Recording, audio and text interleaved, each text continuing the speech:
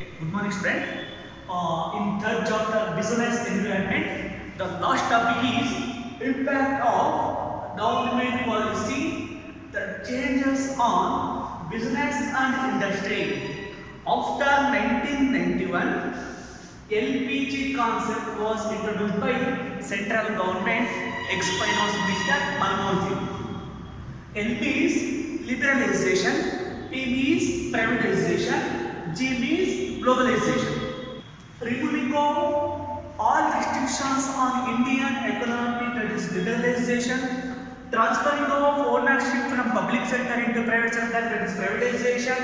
Integration of domestic economy into world economy, that is globalization. The impact of LPG, which increasing in competition. Increasing in competition means some foreign companies enter into domestic market. In a domestic market, our domestic companies are liable to face keen competition against foreign companies. ಇಂಡಿಯಾದಲ್ಲಿರ್ತಕ್ಕಂತಹ domestic ಕಂಪನಿಗಳು, ದೇಶೀಯ ಕಂಪನಿಗಳು ಯಾವಾಗ ವಿದೇಶಿ ಕಂಪನಿಗಳು ಭಾರತಕ್ಕೆ ಬಂದವೋ competition ಅಂತಕ್ಕಂಥದ್ದು ಜಾಸ್ತಿ ಆಗ್ತಾ ಹೋಯಿತು.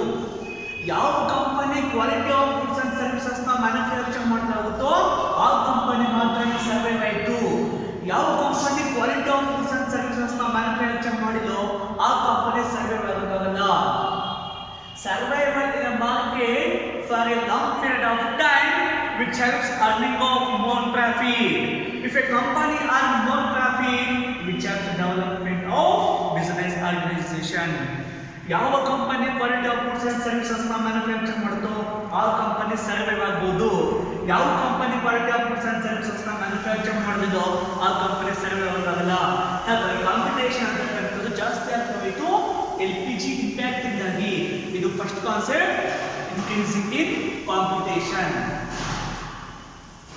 Next second one, more demanding customer. Second one, more demanding customer. More demanding customer refers to customer is king of the market. Customer na ನಾವು king of the market ಅಂತೀವಿ. Without customer there is no sales. There is no sales. Sales ಇಲ್ಲ ಅಂದ್ರೆ there is no profit. So ನಾವು previous market ಅನ್ನು ತಗೊಂಡಾಗ ಅದು product specialisation ಆಗಿತ್ತು, ಅದು ಪ್ರಾಡಕ್ಟ್ ಮೇಲೆ ಜಾಸ್ತಿ ಫೋಕಸ್ ಮಾಡ್ತಾ ಇತ್ತು. ಬಟ್ ನವೇಡೇಸ್ ಮಾರ್ಕೆಟ್ ತಗೊಂಡಾಗ ಅದು customer oriented. Nowadays customers are well informed. While purchasing of goods and services, they may concentrate on price, fashion, design, labeling, packaging, grading, branding of each and every product. Customer ಆದವನು ಹಿಂದೆ goods and services ನ buy ಮಾಡುವಾಗ ಬೇಗ buy ಮಾಡ್ತಾ ಇದ್ದ. But ಇವಾಗ ಕಸ್ಟಮರ್ಗೆ wider selection of goods and services ಇದೆ. ಅವನು goods and services ನ ಪರ್ಚೇಸ್ ಮಾಡುವಾಗ ಕ್ವಾಲಿಟಿ ಹೇಗಿದೆ, ಕ್ವಾಂಟಿಟಿ ಹೇಗಿದೆ, ಬ್ರ್ಯಾಂಡಿಂಗ್ ಹೇಗಿದೆ, ಲೇಬಲಿಂಗ್ ಹೇಗಿದೆ, ಪ್ಯಾಕೇಜಿಂಗ್ ಹೇಗಿದೆ, ಪ್ರತಿಯೊಂದನ್ನು ಚೆಕ್ ಮಾಡ್ತಾ ಹೋಗ್ತಾನೆ. More demanding customer. Customer demand ಅಂತಕ್ಕಂಥದ್ದು ಇನ್ಕ್ರೀಸ್ ಆಗ್ತಾ ಹೋಯ್ತು. Second point. Next third one, rapidly changing technological environment. Technological environment, see, technologically some methods, some rules and regulations, some technology can be used. For example, using of modern technology. Using of modern technology which helps manufacturing of goods and services with minimum cost. Manufacturing of goods and services with minimum cost. When the cost is reduced, on that time the sales is automatically increased. When the sales increase, simultaneously profit is also increased. ಅಂದ್ರೆ ನಾವು modern ಟೆಕ್ನಾಲಜಿನ follow ಮಾಡಿದಾಗ, ಹೊಸ ತಂತ್ರಜ್ಞಾನ follow ಮಾಡಿದಾಗ cost ಕಡಿಮೆ ಆಗುತ್ತೆ, ವೆಚ್ಚ ಕಡಿಮೆ ಆಗುತ್ತೆ. ಯಾವಾಗ ವೆಚ್ಚ ಕಡಿಮೆ ಆಗುತ್ತೋ ಮಾರಾಟ ಅಂತಕ್ಕಂಥದ್ದು, ಸೇಲ್ಸ್ ಅಂತಕ್ಕಂಥದ್ದು ಜಾಸ್ತಿ ಆಗುತ್ತೆ. ಸೇಲ್ಸ್ ಜಾಸ್ತಿ ಆಗೋನೆ ಅಥವಾ ಸೇಲ್ ಜಾಸ್ತಿ ಆದಾಗೆ ಜೊತೆಗೆ ನಮಗೆ ಪ್ರಾಫಿಟ್ ಕೂಡ ಏನಾಗ್ತಾ ಹೋಗ್ತದೆ, ಜಾಸ್ತಿ ಆಗ್ತಾ ಹೋಗ್ತದೆ. Using of modern technology which helps manufacturing of goods and services with minimum cost. When manufacturing of goods and services services with minimum cost or cost is reduced, which helps sales promotion, which means increasing in the volume of sales. When the sales increases, simultaneously profit is also increases. Nowadays, in a market, we are liable to face keen competition. ಇವತ್ತಿನ ದಿನ ನಾವು market ಅಲ್ಲಿ competition ಜಾಸ್ತಿ face ಮಾಡಬೇಕಾಗುತ್ತೆ. ಆ keen competition face ಮಾಡಬೇಕು ಅಂದ್ರೆ ನಾವು ಟೆಕ್ನಾಲಜಿಕಲ್ ಎನ್ವಿರಾನ್ಮೆಂಟ್ ಅಂತಕ್ಕಂಥದ್ದು ಎಸ್ಪೆಷಲಿ ಆಗಿ ನಮಗೆ ಬೇಕಾಗುತ್ತೆ. ಈ ಟೆಕ್ನಾಲಜಿ ಅಂತಕ್ಕಂಥದ್ದು ಬಿಸ್ನೆಸ್ ಆರ್ಗನೈಸೇಷನ್ ಮ್ಯಾನುಫ್ಯಾಕ್ಚರ್ ಮಾಡೋದ್ರ ಮೇಲೆ ಅಫೆಕ್ಟ್ ಆಗುತ್ತೆ. Next fourth one is necessity for change. Fourth one is necessity for change. Environment is not fixed. As per situation, environment can be changed. Political environment, technological environment, social environment, legal environment. It is necessity for change. Necessity for change refers to the business organization is liable to change. For example, manufacturing method. ನಾವು change ಮಾಡ್ಕೊಳ್ತೀವಿ manufacture ಮಾಡ್ತಕ್ಕಂಥ ಮೆಥಡ್ನ. Necessity for change refers to changing in manufacturing method which helps manufacturing of better quality of goods and services.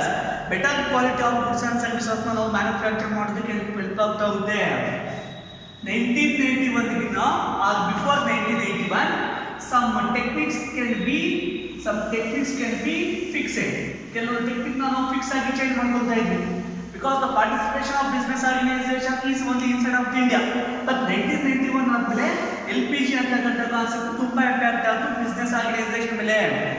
ಅವಾಗ ನಾವು use ಮಾಡ್ತಕ್ಕಂಥ technology ಏನಾಗ್ತಾ ಹೋಯ್ತು ಅಥವಾ ಟೆಕ್ನಿಕ್ ಏನಾಗ್ತಾ ಹೋಯ್ತು ಅಂದ್ರೆ ಚೇಂಜ್ ಮಾಡ್ಕೊಂತ ಹೋದ್ವಿ. ಇದು ನೆಸೆಸಿಟಿ ಫಾರ್ ಚೇಂಜ್ ಅನ್ಕೊಂತೀವಿ. ಯಾವಾಗ ಚೇಂಜ್ ಆಗ್ತಾ ಹೋಗ್ತೀವೋ ಮಾರ್ಕೆಟಿಂಗ್ ಅಲ್ಲಿ ಅಥವಾ ಮಾರ್ಕೆಟ್ ಪ್ಲೇಸ್ ಅಲ್ಲಿ ಈ ಫಾರಿನ್ ಕಂಪನಿ ಅಗೇನ್ಸ್ಟ್ ಆಗಿ ನಾವು ಕಾಂಪಿಟೇಷನ್ ಫೇಸ್ ಮಾಡೋದಕ್ಕೆ ಹೆಲ್ಪ್ ಆಯಿತು. Necessity for change refers to some domestic companies change manufacturing methods or other techniques in manufacturing of goods and services which helps facing of keen competition against foreign companies in the market. Next one, need for developing of human resource. Domestic companies, when the competition is increased in a domestic level or in a one particular country, when the keen competition, ಯಾವಾಗ competition ಜಾಸ್ತಿ ಆಗ್ತಾ ಹೋಯ್ತು domestic company ಎಲ್ಲ ಎಲ್ಲಿ participation ಮಾಡೋದಕ್ಕೆ start ಆಯಿತು international level. ಯಾವಾಗ international level ಅಲ್ಲಿ ಕಾಂಪಿಟೇಷನ್ ಫೇಸ್ ಮಾಡೋದಕ್ಕೆ ನಾವು ಪಾರ್ಟಿಸಿಪೇಷನ್ ಮಾಡ್ತಾ ಇದೀವೋ ನಾವು ಯೂಸ್ ಮಾಡ್ತಕ್ಕಂತಹ ಸ್ಟಾಫ್ ಅಥವಾ ಎಂಪ್ಲಾಯಿ, ಹ್ಯೂಮನ್ ರಿಸೋರ್ಸ್ ಅಂದ್ರೆ ಏನು ಎಂಪ್ಲಾಯಿ ಅಥವಾ ಸ್ಟಾಫ್ ಅಂತೀವಿ. ಇಲ್ಲಿ ನಾವು ಯೂಸ್ ಮಾಡ್ತಕ್ಕಂಥ ಎಂಪ್ಲಾಯಿ ಆಗಲಿ ಸ್ಟಾಫ್ ಆಗಲಿ ಅವರಿಗೆ ಸ್ಕಿಲ್ ಇರ್ತಕ್ಕಂಥ ಎಂಪ್ಲಾಯಿನ ಮಾತ್ರ ನಾವು ಯೂಸ್ ಮಾಡ್ತೀವಿ. Using of skilled employee, not unskilled employee. Common ಆಗಿ medium size and large size business organisations are used skilled employee in manufacturing of goods and services. That is developing of human resource which helps manufacturing of goods and services in a large quantity. ಯಾವಾಗ ಎಂಪ್ಲಾಯಿಗೆ manufacture ಮಾಡೋದ್ರಲ್ಲಿ skill ಇದೆಯೋ ಅಥವಾ business organisation ಅಲ್ಲಿ work ಮಾಡೋದಕ್ಕೆ skill ಇದೆಯೋ ಅದು skill ಏನಕ್ಕೆ help ಆಗುತ್ತೆ ಅಂದ್ರೆ ಜಾಸ್ತಿ ಗುಡ್ಸ್ ಅಂಡ್ ಸರ್ವಿಸಸ್ ಮ್ಯಾನುಫ್ಯಾಕ್ಚರ್ ಮಾಡೋದಕ್ಕೆ ಹೆಲ್ಪ್ ಆಗುತ್ತೆ. ಅದನ್ನ need for developing human resource ಅಂತ. Human resource is nothing but employees or workers or staff. Next, sixth one, market orientation. ಬಂದ್ಬಿಟ್ಟು market orientation. In previous, the business organization may focus on only product. ಹಿಂದೆ ನಾವು ತಗೊಂಡಾಗ goods and services ನ business ಯಾವ್ದ್ರ ಮೇಲೆ focus ಮಾಡ್ತಾ ಇತ್ತು, product base ಮೇಲೆ ಓನ್ಲಿ. ಬಟ್ ಇವಾಗ ಯಾವ್ದ್ರ ಮೇಲೆ nowadays the business organization may focus on customers. That is customer oriented. More business organizations are giving some customer oriented services to attract large number of customers which helps earning of more profit. Market orientation ಅಂದ್ರೆ ನಾವು customer orientation ಆಗಿದ್ದೀವಾ ಅಥವಾ product orientation ಆಗಿದ್ದೀವಾ ಅಲ್ವಾ? ಹಿಂದೆ ಎಲ್ಲ ತಗೊಂಡಾಗ private base ಮೇಲೆ ನಾವು concentrate ಜಾಸ್ತಿ ಮಾಡ್ತಾ ಇದ್ವಿ. ಏನಕ್ಕೆ ಅಂದ್ರೆ domestic customers, domestic sellers, domestic place ಅಲ್ಲಿ ಬಿಸ್ನೆಸ್ ಆರ್ಗನೈಸೇಷನ್ಸ್ ನ ಸೆಲೆಕ್ಟ್ ಮಾಡ್ತಾ ಇದ್ವಿ. ಬಟ್ ಇವಾಗ ತಗೊಂಡಾಗ customer is king of the market, we are able to focus on customer. If the business organization gives customer-oriented services, which helps survival in the market. Market survival ಅಲ್ಲಿ ಕೊಡಬೇಕು ಅಂದ್ರೆ customer-oriented services ನ ಕೊಡಬೇಕಾಗುತ್ತೆ. Last one, reduction in budgetary support to public sector. 1991 ಆದ್ಮೇಲೆ central government ಯಾವಾಗ public sector ಆರ್ಗನೈಸೇಷನ್ಗೆ support ಮಾಡ್ತಕ್ಕಂಥದ್ದು ಯಾವ support? Budgetary support or financial support is decreased, ಕಡಿಮೆ ಮಾಡ್ತಾ ಹೋಯ್ತು. And that time some public sector organisations used their resource efficiently and effectively because survival of a public sector organization in a market in a society. ಇದೆ government ಅಂತಕ್ಕಂಥದ್ದು 1991 ಮೊದಲು ಬಡ್ಜೆಟರಿ ಸಪೋರ್ಟ್ನ ಅಥವಾ ಬಡ್ಜೆಟ್ನ ಕೊಡ್ತಾ ಇತ್ತು public ಸೆಕ್ಟರ್ಗೆ. But ಇವಾಗ ಕಂಪೇರ್ ಮಾಡ್ಕೊಂಡಾಗ ಕಡಿಮೆ ಆಗಿದೆ. ಹಾಗಾಗಿ ಪಬ್ಲಿಕ್ ಸೆಕ್ಟರ್ ಅಂತಕ್ಕಂಥದ್ದು ಸರ್ವೈವ್ ಆಗಬೇಕು ಅಂದ್ರೆ ಇರ್ತಕ್ಕಂಥ ರಿಸೋರ್ಸ್ ಅನ್ನು ಹೇಗೆ ಯೂಸ್ ಮಾಡ್ಕೋಬೇಕು? Efficiently or effectively. ಯಾವಾಗ ಆ ರಿಸೋರ್ಸ್ ಅನ್ನು ಎಫಿಷಿಯೆಂಟ್ ಆಗಿ ಎಫೆಕ್ಟಿವ್ ಆಗಿ ಯೂಸ್ ಮಾಡ್ಕೊಳ್ತೀವೋ ಅವಾಗ ಮಾತ್ರ ಪಬ್ಲಿಕ್ ಸೆಕ್ಟರ್ ಆರ್ಗನೈಸೇಷನ್ ಸರ್ವೈವ್ ಆಗ್ಬೋದು. ಈ 7 ಪಾಯಿಂಟ್ ನಮಗೆ ಎಷ್ಟು ಮಾರ್ಕ್ಸ್ ಕೇಳ್ತಾರೆ? ಓನ್ಲಿ 12 ಮಾರ್ಕ್ಸ್ ಕರೆಕ್ಟ್ ಆಗ್ತಾರೆ. ಯಾವುದಾದ್ರೂ 4 ಪಾಯಿಂಟ್ನ ಕರೆಕ್ಟ್ ಆಗಿ ಓದ್ಕೊಂಡಿರ್ಬೇಕು. Okay, next chapter planning next ನೋಡ್ತಾ ಹೋಗೋಣ. Thank you.